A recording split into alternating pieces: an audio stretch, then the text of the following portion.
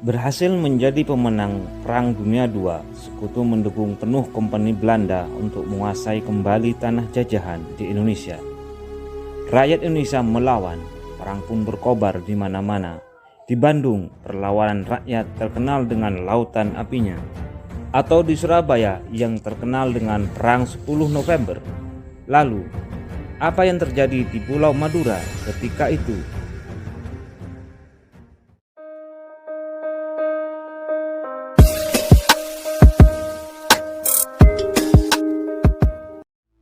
Secara serentak, militer Belanda menggempur besar-besaran daerah-daerah utama di Indonesia dengan skala penuh, mulai dari Jawa dan Sumatera. Belanda sangat percaya diri dengan kekuatan militer yang dimilikinya akan sangat mudah untuk kembali menguasai Nusantara. Hasrat Belanda tersebut mendapat perlawanan rakyat di mana-mana di berbagai tempat di Indonesia. Khusus mengenai penguasaan Pulau Madura, sejak awal Belanda berkuar hanya butuh 24 jam untuk melumpuhkan perlawanan rakyatnya. Koar-koar Belanda tersebut memang sangat masuk akal, mengingat peralatan perang pejuang Madura yang sama sekali tidak sebanding, bahkan mungkin konyol. Belanda tidak saja berbekal senapan otomatis, tetapi juga tank dan pesawat tempur udara. Sementara pejuang Madura hanya mengandalkan senjata tradisional mulai dari celurit, keris, atau tombak hingga bambu runcing. Meski memiliki senapan rampasan Jepang, jumlahnya hanya sedikit. Dengan koar-koarnya itu, Belanda barangkali membayangkan dengan senjata para pejuang Madura yang ala kadarnya itu, maka cukup sekali gempur saja menggunakan tank dan pesawat udara, maka jebollah pertahanan Madura. Untuk membuka pintu masuk ke dalam pulau, Belanda memulai perang dengan teror psikologis. Pesawat-pesawat tempur mereka melakukan teror pengintaian di sekeliling pantai-pantai Madura. Beberapa kali pesawat tempur tersebut meraung dan melepaskan tembakan-tembakan gencar ke arah pos-pos pertahanan para pejuang Madura. Bukan hanya itu, demi melemahkan moral dan mental para pejuang Madura, Belanda juga mengerahkan pasukan andalan lain, yaitu Barisan Cakra, di mana tentaranya sebagian terdiri dari orang-orang Madura sendiri.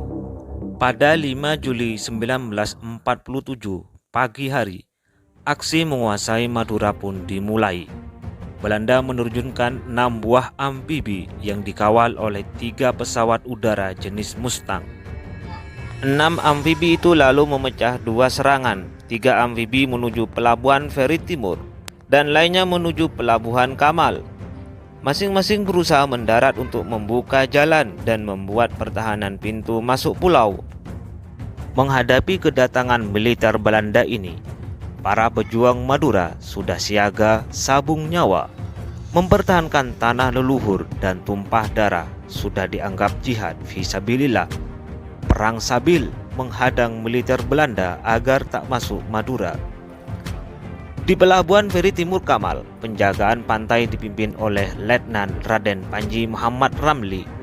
Untuk menahan laju tentara Belanda agar tidak sampai mendarat, pasukan Madura ini terbilang nekat bukan main.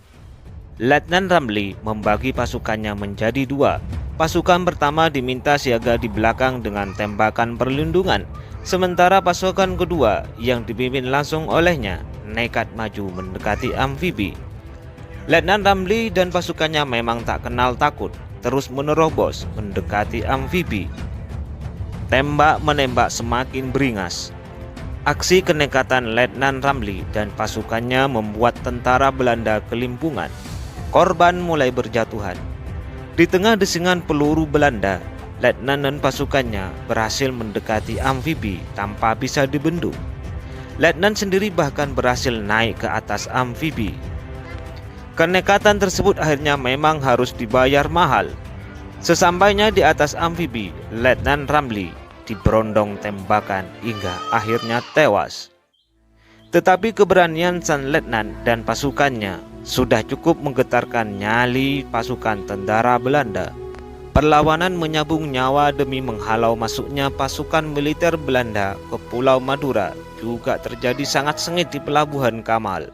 Motivasi perang Sabil menolak kedatangan penjajah dan musuh negara membuat pejuang Madura memilih lebih baik putih tulang ketimbang putih mata, melawan sampai penghabisan.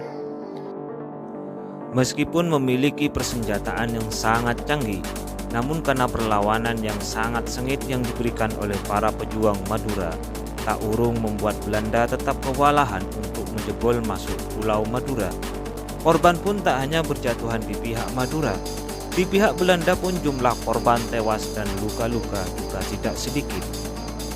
Memperoleh perlawanan yang mengerikan dari para pejuang Madura, akhirnya memaksa Belanda untuk menghentikan sementara agresi militernya. Mereka pun segera bertolak kembali ke Surabaya.